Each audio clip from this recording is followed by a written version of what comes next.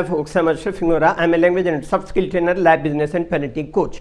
English breakfast with Ashraf में आपने देखा होगा मेरे एक वीडियो बी पर था जिसका फ्लुएंसी का एक यूनिक मेथोडोलॉजी बताई गई थी, जिसमें इज़ेमार के कंस्ट्रक्शन जो सेंटेंस था इज़ेमार प्लस उसके साथ में जो कंप्लीमेंट लगा था, जैसे ही इज ए टीचर या इसी टाइप का जो भी सेंटेंस था उसका आप देखिएगा।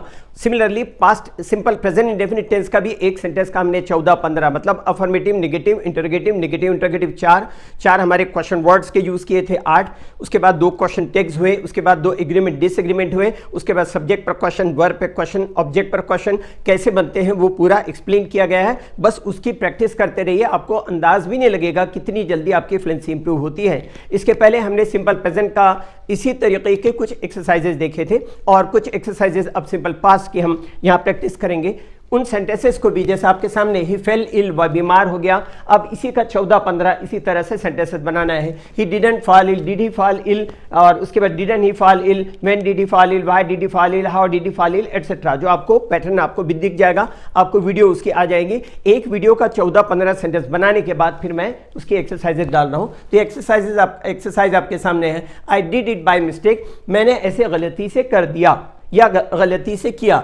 The sick child got better in a few days. बीमार बच्चा कुछ दिनों में ठीक हो गया।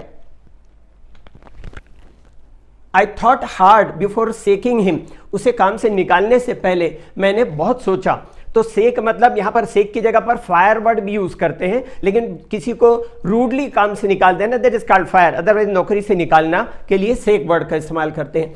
नेगेटिव सेंटेंसेस बनाने के लिए पास्ट इंडेफिनिट टेंस में हेल्पिंग वर्ब के बाद नॉट लगाते हैं, और चूंकि प्रेजेंट और पास्ट इंडेफिनिट टेंस में हेल्पिंग वर्ब होती ही नहीं तो डमी के रूप में डू और डज का पास्ट डिड का यूज करेंगे, और जब did second form of the verb, second form of the helping verb है तो फिर वर्ब का फर्स्ट फॉर्म आता है।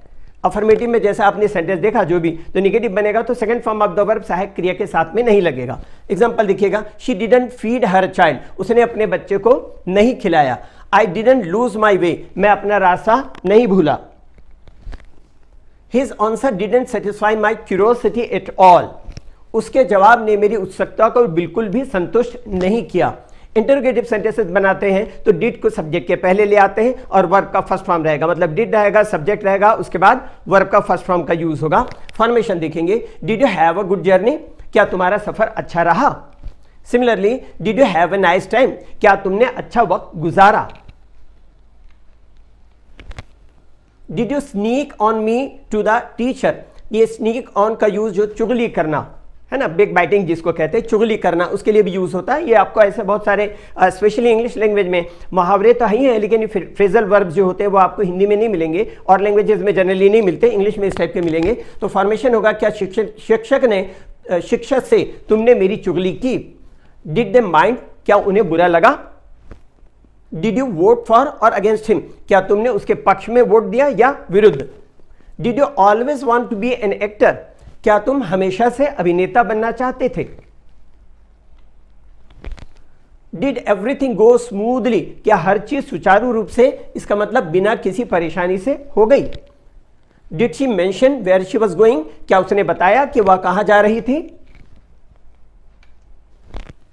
Did the burglar take anything valuable, क्या सेंधमार कोई कीमती चीज ले गए। सेंधमार वो होता है, बर्गलर कहते हैं जो दीवार में या कहीं भी छेद करके या जमीन में गहराई गड्ढा खोद करके और छेद करके दीवार के अंदर से वो लोग अंदर जाते हैं, चोरी करते, जैसा कई जगह बैंक वगैरह में हो जाता है, वो सेंधमारी कहलाता है।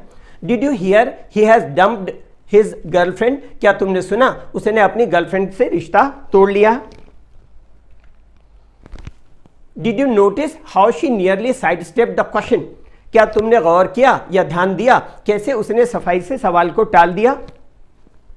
क्वेश्चन वर्ड्स के यूजेज, जो भी सुटेबल क्वेश्चन वर्ड्स होते हैं उनके usages. What did she actually say, उसने वास्तव में क्या कहा।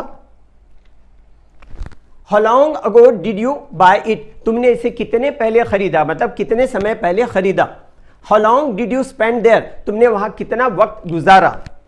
Y did you do that you cretin, देखेंगे यहाँ थोड़ा सा डिफरेंट से यूजेस आप मिलेंगे। नाराजगी का बोध हो रहा है यहां पर, तुमने ऐसा क्यों किया। Y did you do that you creatine, तुम महामूर्ख, इस तरह। ये हो गया सिंपल पास्ट के कुछ एग्जांपल के एक्सरसाइजेज। इसी तरीके से एक अफर्मेटिव जो भी सेंटेंस होगा उसका 1 से 14-15 जितना बनता आप ओरली प्रैक्टिस कीजिए। शुरू में कहीं कहीं 1 सेकंड 2 सेकंड के लिए अटकेंगे और प्रैक्टिस करते करते ये स्थिति होगी कि वो आप इजीली बोल पाएंगे। जहां पर आप अटक के fumbling for the word, suppose you are not able to construct the sentences correctly, वो स्थितियां नहीं होंगी and you will feel in a few days that you are getting fluent. English के लिए आप मेरे channel English breakfast with Ashraf and soft skill के लिए Ashraf the mover and shaker पर लाइक, शेयर एंड सब्सक्राइब करें। कमेंट सेक्शन में comment करें, बेल आइकॉन प्रेस करें और मेरी बुक जरूर पढ़ें। Thanks for watching.